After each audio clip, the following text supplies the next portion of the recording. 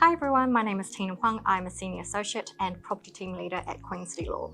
Today I want to talk to you about defaulting under an agreement for sale and purchase of real estate. So if you are a purchaser, here are 5 things that you should know on what happens when you default under an agreement. Number 1, you will get a settlement notice. If you default on settling on the settlement date, a settlement notice will give you 12 working days to settle or else.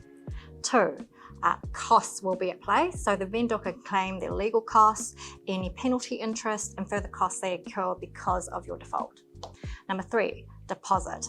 Now, if you can't settle after the 12 working days and the settlement notice period, then you will be forfeiting your deposit because your vendor has rights to cancel the agreement, take the deposit. Number 4, specific performance. After the vendor takes your deposit, the vendor can still pursue you for further remedies, and those remedies can include specific performance. They can go to the court to make you settle. It's very unlikely for a vendor to go after a purchaser for specific performance, but that remedy is available. Number 5, claim for damages. So in the event that the vendor takes the deposit, resells the property but is still suffering a loss, they can still come after you as the purchaser for the further losses they have suffered. So if you are likely to default as a purchaser, it is best that you try to negotiate and talk to the parties and come to an agreement before being exposed to further costs and the vulnerability and exposure of a court claim. So if you're a vendor, here are 3 things that you must know to protect your interest.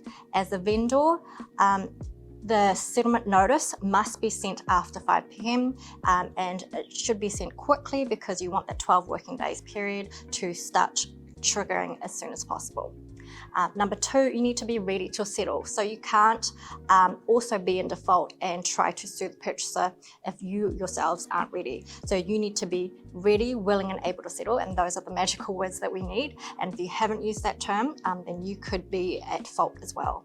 Number 3, you have a duty to mitigate costs. This means that you can't sit around, not sell the property or sell it to your friend at a loss and then claim those costs. You have a duty to try to preserve the cost and not actually contribute to the losses that you've suffered. So vendor default is rare, but it does happen, and when it does, the purchaser also has rights, similarly using the settlement notice procedures, and they can claim costs such as alternative accommodation, also legal costs and any costs they have suffered because of the vendor's default. So those are just some of the things that you need to know when you default. Like I said, it's very important that you try to reach agreement, and good lawyers will help you negotiate that. So if you have any queries, please ensure you get proper legal advice. We are here to help. Thank you.